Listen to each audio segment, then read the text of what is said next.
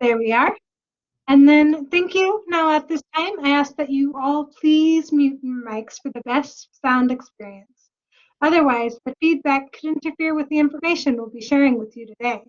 So without further ado, here is Mrs. Strata, and I will go ahead and get your PowerPoint ready for you. Thank you. Good afternoon, everyone.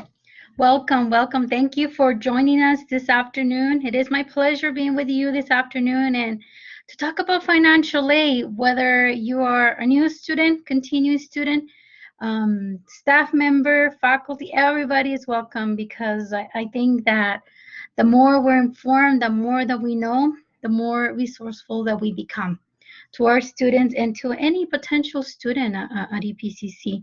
So I'm gonna be talking about the basics about financial aid and why it's so important to have a FAFSA file. Currently, there are several opportunities for you for additional funding, but also if you don't have that application on file, then you might not be entitled to any or not being able to reach out to any of these opportunities. And we know that there's opportunities on the horizon as far as new funding coming into our institution. So once again, welcome to EPCC.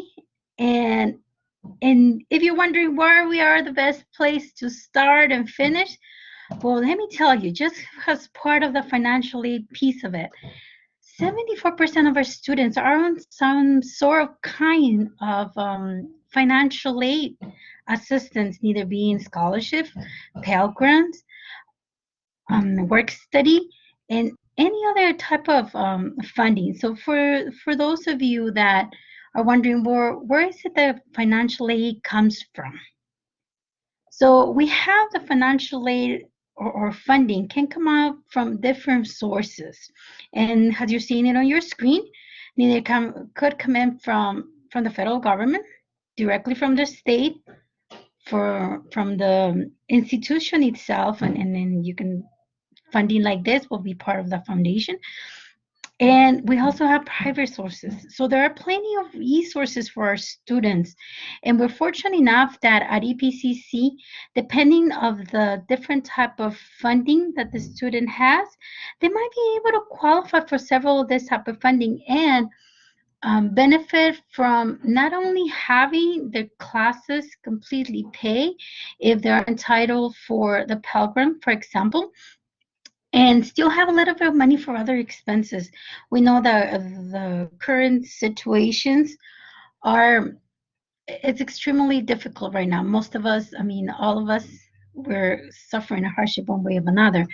And having those additional resources, it's a big plus. So we're fortunate enough to say that at EPCC, our students, the majority of our students can count with that additional assistance if needed. So what types of financial aid or what types of aid it's available for those students that may apply for the FAFSA? So we have the grant, the work study, the loans, the scholarships. So grants, it's that funding that you don't have to pay back as long as you comply with your minimum responsibilities as a student. And what are those? And you have to attend and pass your classes. And to assist you with that, please reach out to any of our offices and we will be more than happy to assist you and refer you to the right individuals that'll be able to assist you, neither being tutoring. We have excellent tutors and they are, and if I'm not mistaken, Patricia has some of that information. I've seen it with, she has posted some of this information before. So we have those services already within the institution to help you succeed. The important thing here is that as a student, you have those resources to succeed and complete your degrees. Then we have the work study currently because most of our operations are online. Some of the programs of the work study kind of there and hold, but that doesn't mean that that funding is not there. So that funding, some of our students, what we're doing with the work study at this point, we have the opportunity, the Department of Education, the federal government, give us the opportunity to switch those that type of funding to an additional grant for those students that might have qualified for the work study. So we're looking into the records, and those students that do qualify for it, then they'll get in an additional assistance. Then for those students that, okay, because the FAFSA application, it's based on what it's called an NEFC, an estimated family contribution number. This number, it's the number, it's an index number that based on a table of qualification for the Pell Grant, it let us know where the student is landing off and letting us know for how much of a Pell Grant. And this is just one fund that I'm talking about, the Pell Grant. And this is the most common one, where the student lands off, and there's times that the student, it's not Pell eligible. However, for this academic year, we had the opportunity to have additional funding. Some of you, if you have not heard, or maybe you have heard about it, we had the CARES fund available, which at this point we dispersed about 9 million already to our students, and we got another additional funding for CARES. So we're going to do another second round of CARES, and I'll talk to you a little bit more in just a bit. But one of the things that I do need for all of you to keep in mind, please, it's that it is very important to have a FAFSA.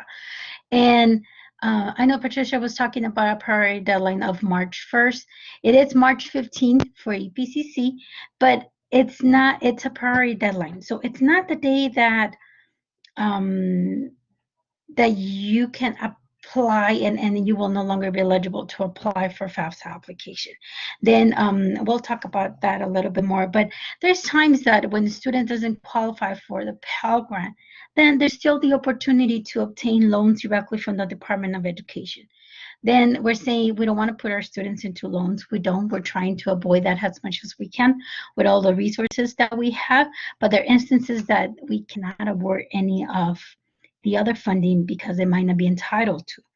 But nevertheless, there's still an opportunity for students to come in and complete the degrees. The loans, the student loans obtained from the Department of Education, that will be the best bet as far as going for student loans, because they will work with the student regardless of what the student situation might be. For example, if a student in a given time is not able to enter into repayment because maybe his or her hours got cut at work and it's no longer able to afford the $50 payment that originally was arranged, then they'll be able to say, okay, that's okay, we understand what's going on, we'll put you in forbearance, or we'll make a different type of arrangement. Maybe you cannot make 50, but maybe you can do $10 a month or something like that, or we can switch to an income-based payment plan. So there are a lot of options, and some of those options include the option if the students pursue certain types of careers, those loans might get forgiven. So that's why those loans are the best options for students. And then scholarships are part also of the financial aid types available. Those could be based on academic standing or any specific skills. And that doesn't mean that necessarily by submitting the FAFSA application or a TASFA application, and I'll talk to you in just a bit about the difference between both of them for those of you that this is your first time hearing about it. It's just that by submitting those applications, has an office, we're able to determine what type of resources the students need in order to come into our institution. And by submitting any of this application, it does not guarantee the student that will have scholarships, but most scholarships will ask the student to submit this application. So funders will have the ability to determine what type of resources are needed for the student to come in to the institution. So for those of you that this is your first time hearing about FAFSA, so FAFSA stands for Free Application Federal Student Aid, and let's make an emphasis on free. It's a free application, so you should never pay for these services. Also, if you know anybody that's needing assistance to complete their FAFSA, please feel welcome to refer them to our office. That's what we're here for, to assist our students. Our community has institution. We're part of the FAFSA committee at a level of the city. So we gather with different community members, and we go through all the different high schools within the city and assist students to complete their FAFSA. So we're here to assist our community, but as well our students. So at any given point, please refer any community member, anybody seeking to complete their FAFSA application to our office. It doesn't matter that they don't want to be an EPCC student, because we're part of that community and we're very proud to offer any of those services. However, if you're a student, you're more than welcome as well to join our virtual office to get assistance to complete your FAFSA. So the FAFSA needs to be filled out once a year, and it's once per academic year. Currently, if you are already a student and are receiving some sort of type of financial aid at this point, let me remind you, if you have not done so, you need to complete your 2021-2022 FAFSA application. And you might be thinking, isn't it that early? I'm spring 21, and you're talking to me about fall of 2021. Yes, and let me tell you what. Earlier, we were talking about the priority deadline for EPCC, and that's March 15. So you want to meet that priority deadline. Remember all of those different type of funding I was talking to you before? Well, guess what? Our students that apply prior March 15 will be the first one to be looked at. So if you want to benefit from that, you want to submit your application prior to March 15. The application for the 2021-2022 academic year has been available since October 1st, and this will continue to happen on every academic cycle. So for the next year, the application will be available as of October 1st of this year, meaning for the cycle of 2022-2023. For those of you that are students, please, make it a habit. Put it in your calendars. This should be as part of your financial aid folder, where you have all your credentials and all that information there. This is a deadline a date to keep. If you're a student, you want to keep March 15. But as you complete your degrees here at EPCC, we want to continue to encourage you to continue with your education and seeking bachelor's degree, perhaps a master's, a doctor in the near future. So you want to keep this as a habit.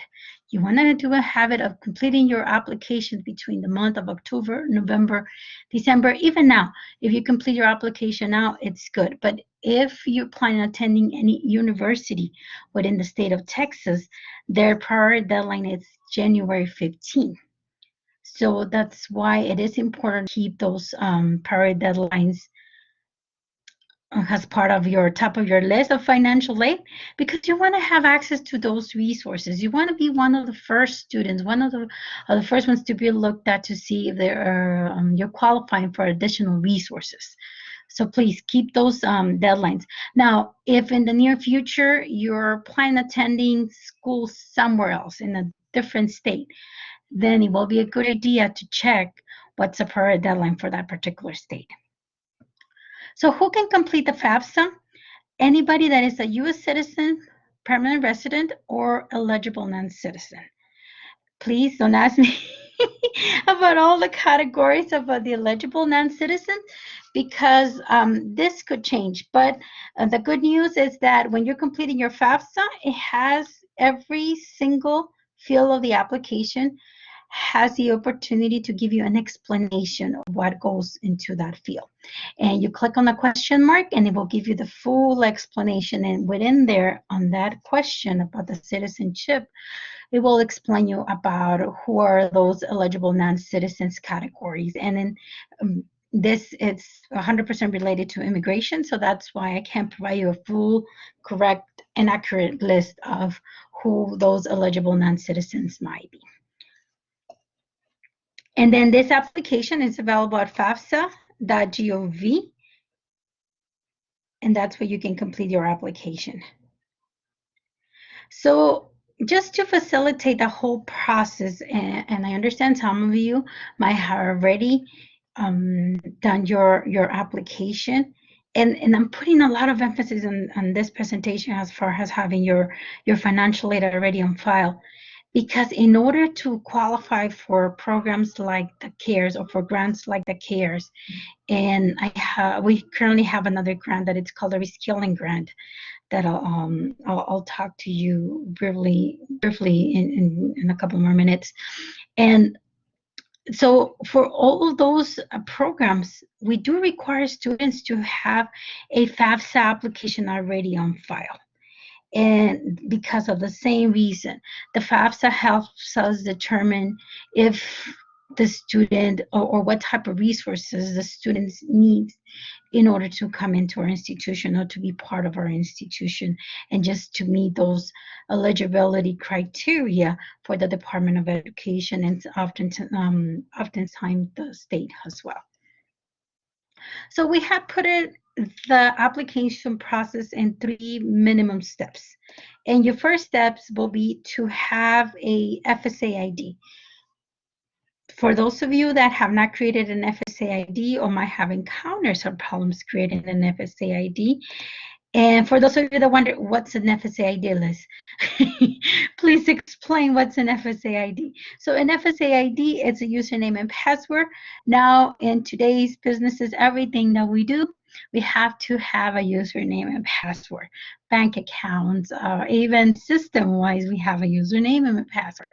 So same thing happens with the Department of Education. So in order to complete our FAFSA electronically and to sign it electronically, we need to have an FSA ID and a username, and this is per user.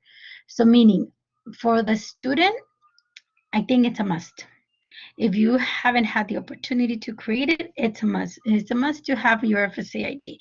It will facilitate processes.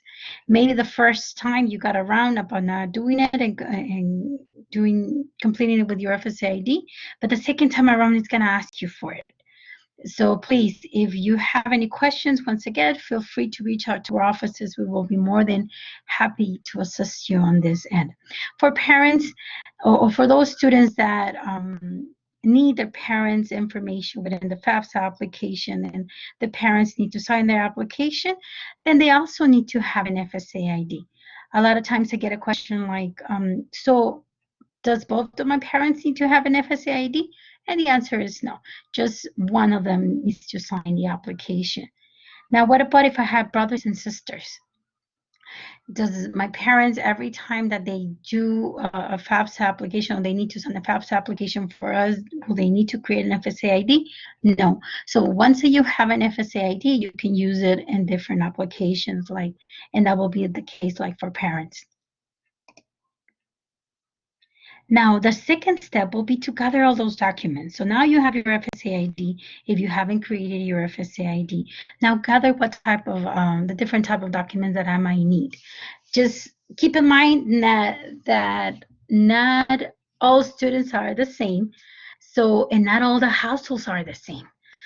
So this is when not all the different type of documents were applied to each of you, but only whatever it's applicable to you. That's what you should have handy.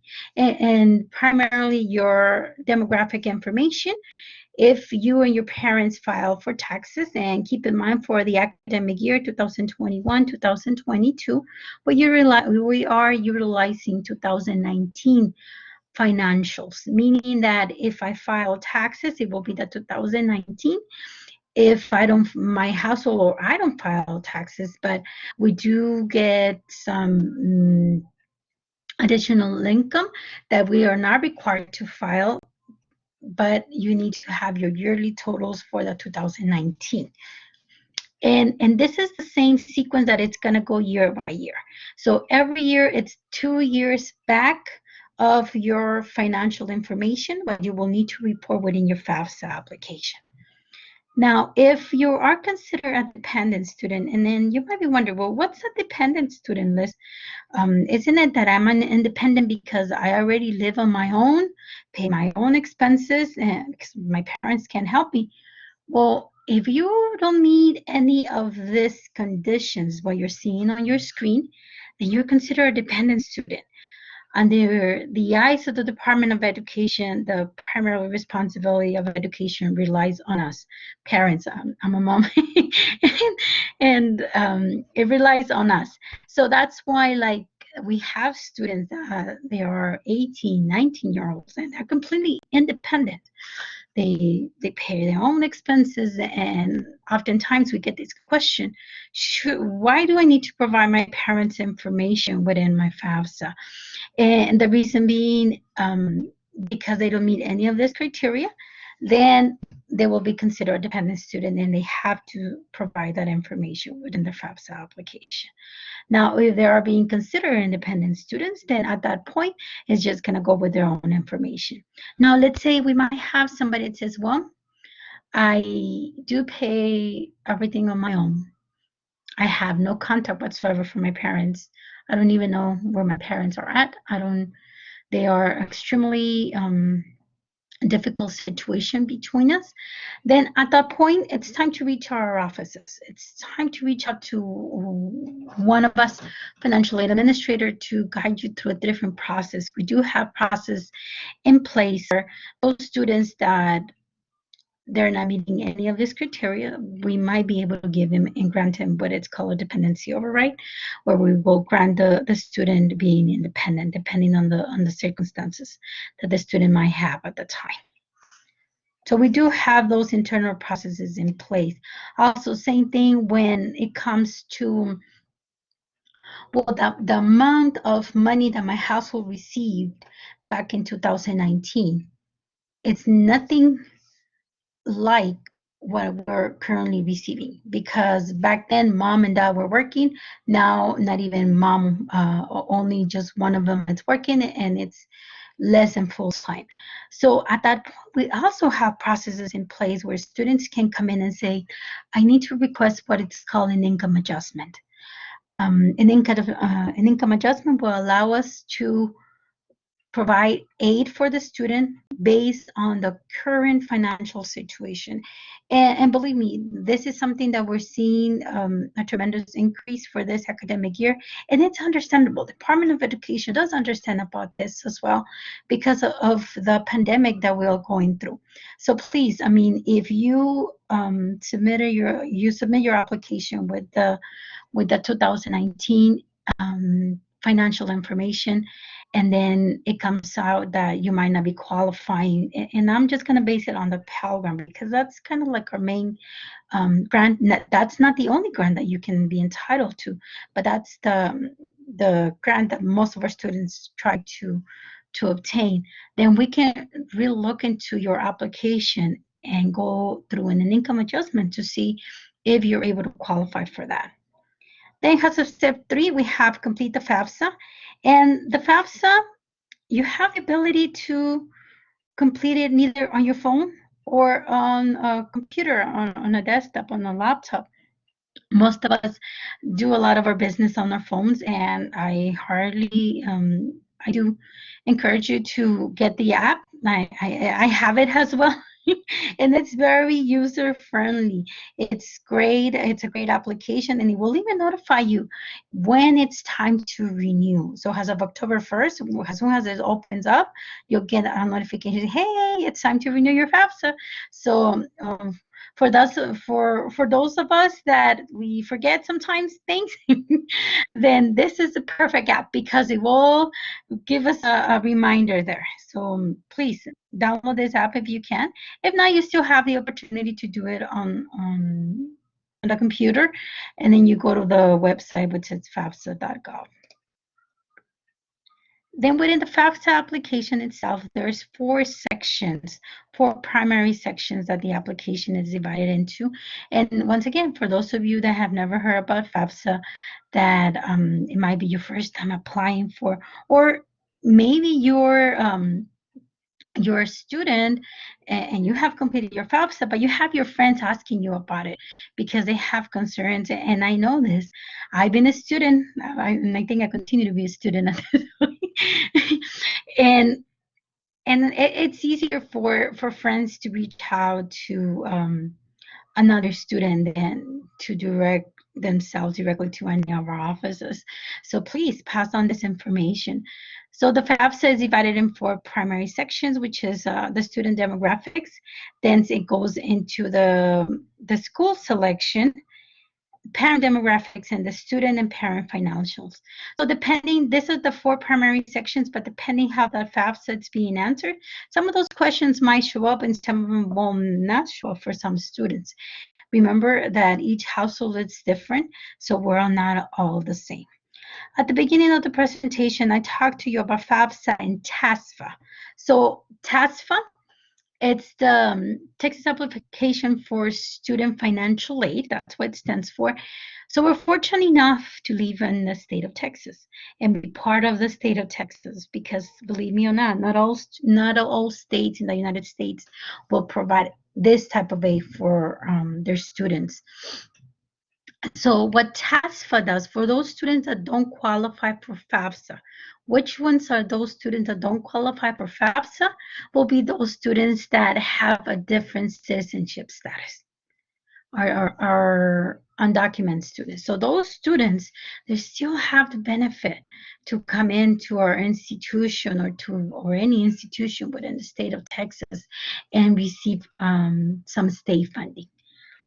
Now, you might be wondering, well, what about if I want to get also some state funding? Do I need to complete the FAFSA and the TASFA? And the answer to that is no. Automatically, when you complete your FAFSA, if you are entitled to any state funding, then we will award that as well in a form of a grant. So you don't need to complete a TASFA application, because automatically by submitting your FAFSA, you are sending us your financial aid application. And with that, we're able to determine if there is an opportunity for you to get an additional funding, in a form of grant or any other type of funding that we might have available at the time. So same thing with the TASFA and the FAFSA. Both of them is preferably to have it within our offices by March 15. The TASFA, the only difference with the TASFA has to be done, it's a PDF version. So students physically have to fill out that application and submit it at this point via email to us. The TASFA, it's available at our financial aid forms. You'll be able to find it there, or in the link that you're seeing on the screen. You can download the application as well, complete it, and then submit it to us. What about if I'm a student that, well, I wasn't aware I needed to complete a TASFA, or that TASFA was available for me, and it's after March 15th. Can I still submit? And the answer to that is yes. You can still submit this application. Of course, funding is on the first come, first serve, meaning has funding, it's available. If there's funding, then you'll get that funding. If not, as soon as we get additional funding, we'll go ahead and grant you that. What I can say at this point, we have plenty of funding. So everybody, please submit your applications if you're not a FAFSA applicant, and you could be considered as a TASFA applicant. Now, when you submit any of your applications, the FAFSA, the TASFA will not give you this, but the FAFSA will give you a summary of what you submitted, and also will say, congratulations, you are qualifying for this much. Well, that's not final, because that is just an overview or summary of how you answer your FAFSA application.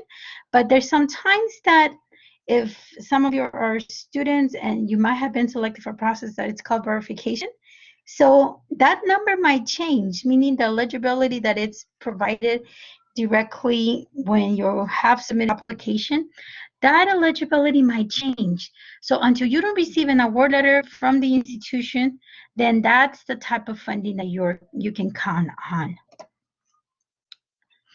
These are additional resources that we have available to you in case for any questions that you might have in regards with with how financial aid works. They have plenty of resources. So I wanted to share that with you today so you can look for more scholarships. We do have at EPCC or scholarships. There's scholarships database on the national level. Then the task for the FSCID, the Department of Education. Maybe you need to come up with a presentation, and you don't need to be an expert in the subject, but there's also resources for you there to find out and explaining every single part of the financial aid process or the financial aid itself. So the Department of Education. Now you might have questions about the loans, or maybe questions about how is it the financial aid works. Well, you can reach out to those links, and you'll be able to find all this different type of information. So great resources out there available. And let me talk to you about, I don't have a slide with this information, but what is it that we have in the horizon as far as the different types available of additional funding? I talked to you about the CARES.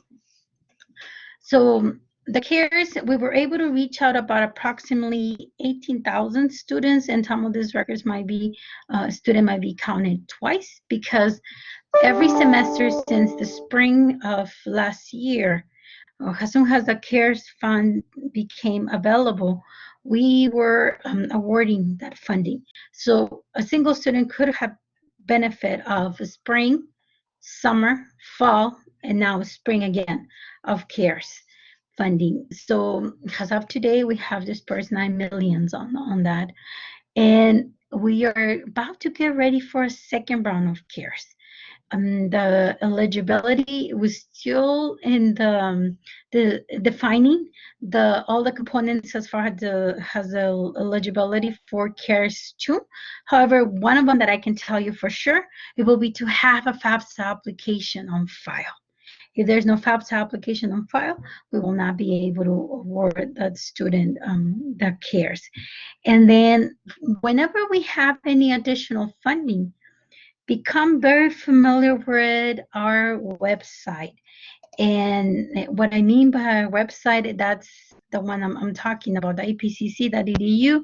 Then once you're at epcc.edu, then you click on their admission. Well, we're under the tab of admission, admissions and financial aid. So you need to arrive to the financial aid page. And then there will be announcements as far as under the different types of aid. You'll find the different types of funding that we have. Another grant that we have currently available, it's called Reskilling Grant. This grant has been given to us by the state of Texas. So from the coordinating board, we got this funding. We have 1.5 million to disperse to students that were affected by the pandemic. They had to have stopped attending one semester. And since we're starting in spring, these students must have stopped during fall. So they needed have not attend fall, but start register now in spring. And they need to be able to complete their degree within 1 year. If they meet, and also they need to meet the eligibility criteria of being Title IV eligible. What's a Title IV eligible? Any student that has already a FAFSA on file that does not have any what we call C flags, or nothing that is preventing from the Department of Education being eligible for financial aid. Meaning that maybe citizenship, maybe that it's not in default with any loans, and that it's meaning satisfactory academic progress within the institution. And I know I'm giving you a lot of concepts at once. If you have questions, we'll start with the questions in just a bit. Feel free to put it in the chat, and then by raising your hands, and we'll start. If you would like to open your mic, you're more than welcome to in just a bit, and address any of those questions. So If you meet that criteria, then those students, we have the ability to pay tuition and fees. This is not a grant that the student will see the money physically, but we'll pay tuitions and fees. And then, for example, let's say this student might qualify for the Pell Grant and a state grant. So instead of the Pell Grant paying for those tuition and fees, then the reskilling grant will pay for those tuition and fees, and then the Pell Grant and any other funding that the student is qualifying for will get refunded to the student completely. So it's a great program. Please, we still have plenty of slots available. Refer them over. We do have the application where they can submit their inquiry under the epcc.edu financial aid, under the types of aid. You'll be able to see there what's called the reskilling grant. So have them submit that if you know or you are a student that meets this criteria. Please, we will be able to pay every semester until you complete your program for your tuition and fees. So these are great programs. So the CARES is coming up, and we also have additional funding as far as the state. And as I was mentioning to you, the work study, we have moved some money for those students that might be entitled as well, and another form of grant. So there's a lot of grants available at this point.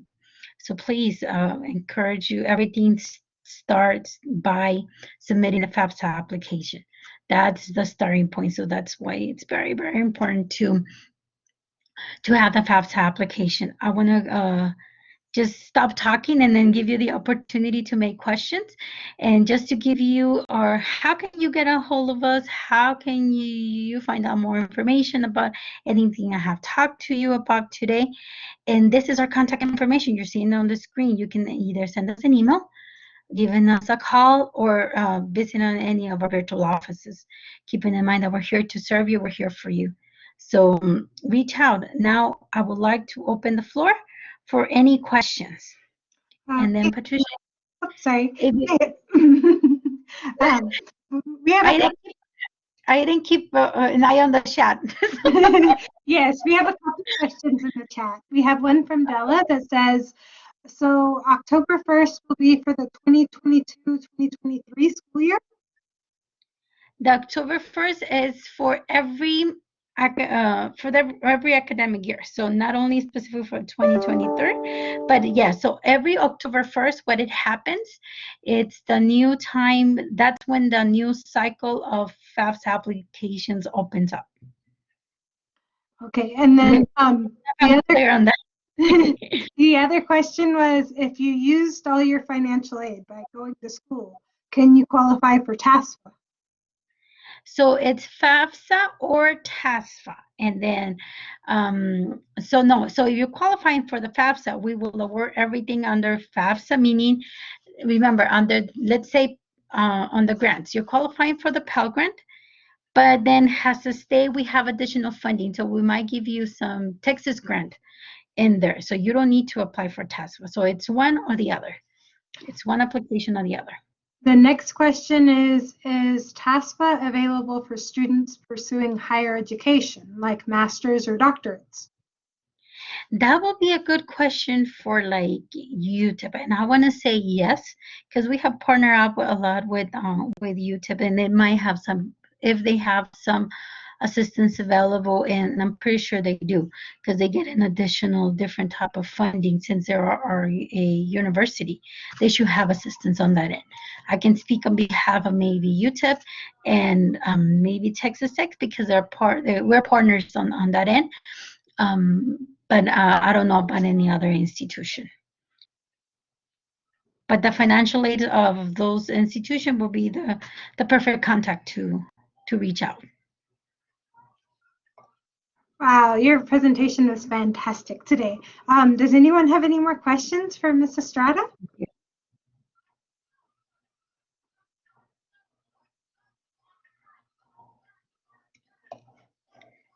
Okay, well, if there's no more questions, I'm going to go ahead and move on to the OLA PDF. I appreciate you very much today, Ms. Estrada, for your wonderful presentation, giving us very important information, vital.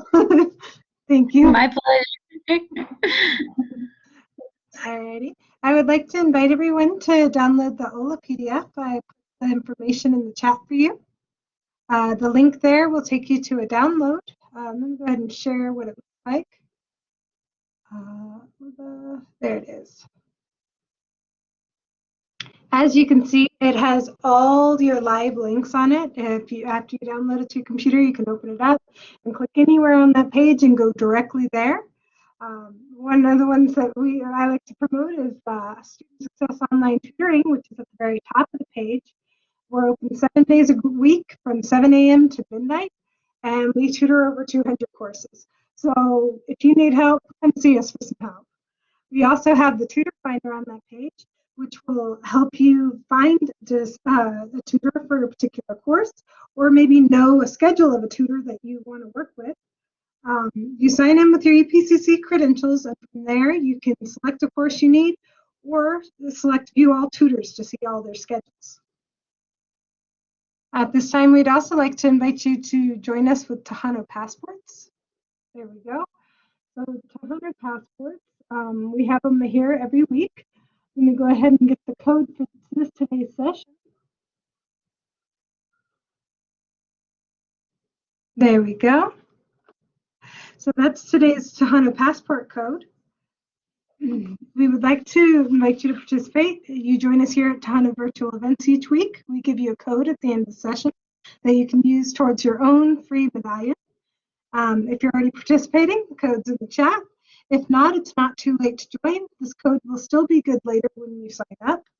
There's also more information on this one if you would like to read more about it or find out more information on how to participate. I'll put that link in the chat for you as well. And then I would also like to invite you guys to the rest of the week's sessions. Let me go ahead and share our calendar for Tohono Virtual Events. There we are. So today's session was the financial aid session for our student success, academic success topics. You Got This series. It was a fantastic presentation, wasn't it? And then on Friday at 1 o'clock, we'll be having Associate of Arts of Teaching, and Associate of Arts in Science presented by Ms. Irma Carver Castillo, a counselor for here at EPCC. And then also at 3 o'clock, we'll be having 2 sessions going simultaneously for Math 1314 and Math 1324. So one will be Math 1314. It'll be writing standard form of quadratic equation and graphing quadratic equations. And then the other one will be writing exponential equations in logarithmic equations. All right. Again, one last thing I want to share with you guys is if you could please, we have a survey for Tohono Virtual Events, and we would like to improve and know what you all want us to tell us or what you want to see here at Tohono Virtual Events. If you could please take just a moment or two, and it's 4 short questions to fill out our Tohono Virtual Events survey. And again, I would like to have an emoji round of applause for a fabulous presenter today, Miss Elizabeth Estrada. So if you think her session today was absolutely awesome, give her some emojis in the chat. Thank you, thank you.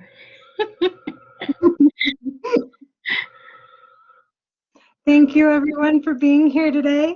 Y'all have been a fantastic audience. We had a fantastic presentation, and we hope to see y'all again soon. Thank you. Enjoy the rest of your day. Thank you.